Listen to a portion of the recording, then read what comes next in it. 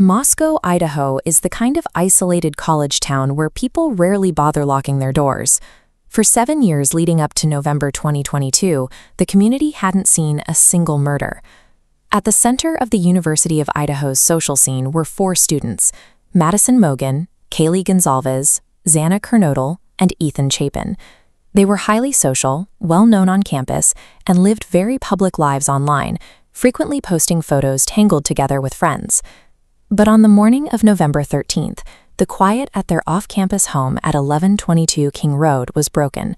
All 4 students were found brutally stabbed to death in their beds. The victims left behind years of public digital breadcrumbs, from TikTok dances to Instagram posts.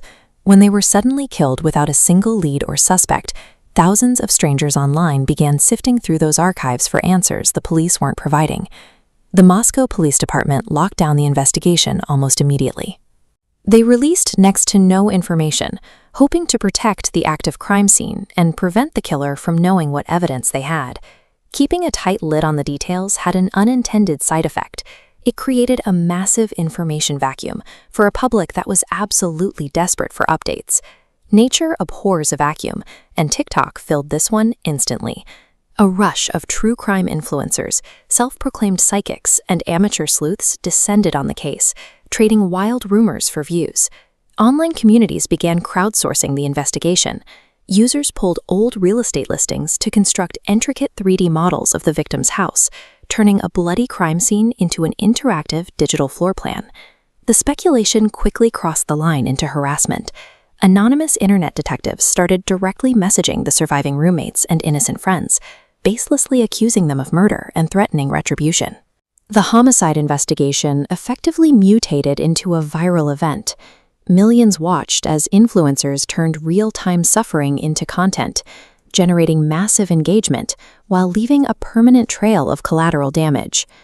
While the internet chased ghosts, actual investigators were working quietly in the background, relying on hard data. They pulled thousands of hours of local surveillance footage and isolated a specific, recurring vehicle, a white, 4th-generation Hyundai Elantra.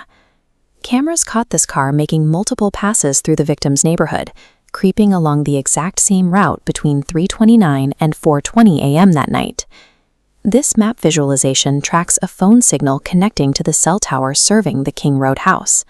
Authorities obtained phone records revealing the suspect pinged this exact tower 23 separate times before the attack, mostly late at night. The police now knew they were not looking at a random act of violence. The digital footprint proved this was a highly calculated operation carried out by someone who had been stalking the house. Despite all that careful planning, the killer made a single catastrophic mistake. Investigators found a tan leather sheath for a military-style Ka-bar knife laying right on the bed next to one of the victims. Forensic teams extracted a microscopic sample of trace DNA from the button snap of that sheath.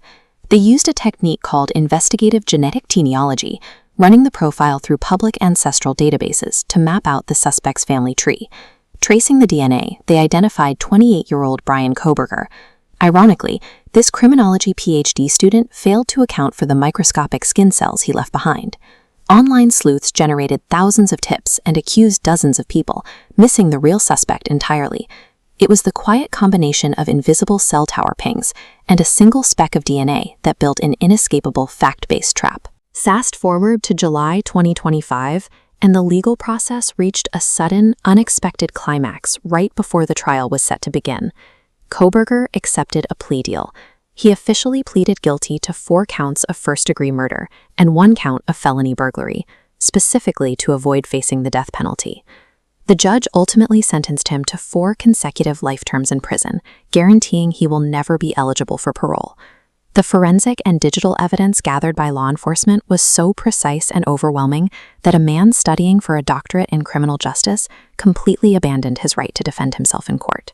At his sentencing hearing, the focus shifted back to where it belonged: the victims. Their grieving families delivered harrowing statements, remembering the bright futures of Madison, Kaylee, Xana, and Ethan. But they also spoke about a secondary trauma.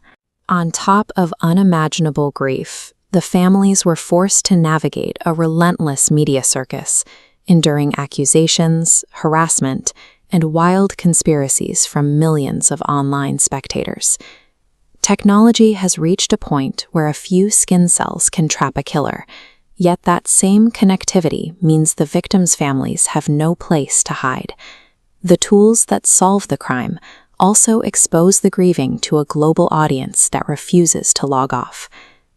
Data and DNA successfully secured justice in Moscow, Idaho, but the true crime community is left with a heavy realization. Treating real-world murders like online entertainment comes with a devastating human toll.